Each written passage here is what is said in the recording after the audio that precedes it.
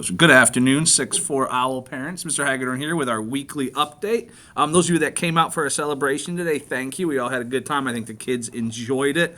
Congratulations for all the kids who won awards. Miss Speaks had a piece out a little early today. She had to go pick up her son, I believe, so she is not going to be in our video, but I believe she's going to send out a talking point with a little bit of information at some point for next week. Right? In Math 6 next week, we are going to start really getting into variables. We looked a little bit at variables yesterday and did some substitution if we're told the value.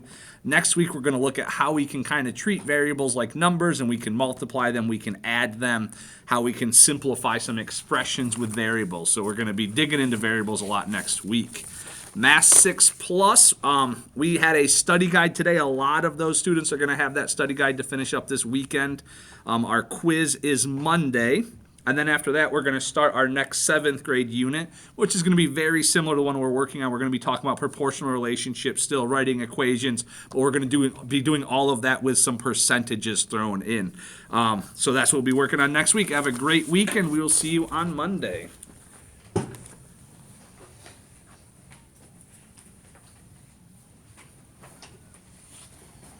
All right, parents, we just wrapped up our unit of soil and rock cycle. We wrapped that up this week. Today in my class, actually I did not teach any science today. Mr. Brown, the 7th grade guidance counselor, came in and talked to students about 7th grade elective registration. Every student that came to school today that came to science signed up for electives. Now, this might be a conversation you want to have with your student and make sure they pick the classes that you think are best for them as well. And there is still time to change that. If you want to change those, I told the kids they can ask me. I remember the process and we can do that. So if that's something you might want to talk about when your student gets home today. Next week, we are going to start a week-long unit. I did not make any mistake on saying that. It's only going to spend a week on this. So it's something that the kids have done in the past. It's about food chains, food webs, how does the energy from the sun make it through an ecosystem. And that will lead into one of our final units before we track out. But we're going to be focusing a lot about food chains, food webs, and how that energy from the sun goes through the different organisms and abiotic and biotic factors in an ecosystem. Have a wonderful weekend. Looks dry, but a little cold on Sunday. A little cold.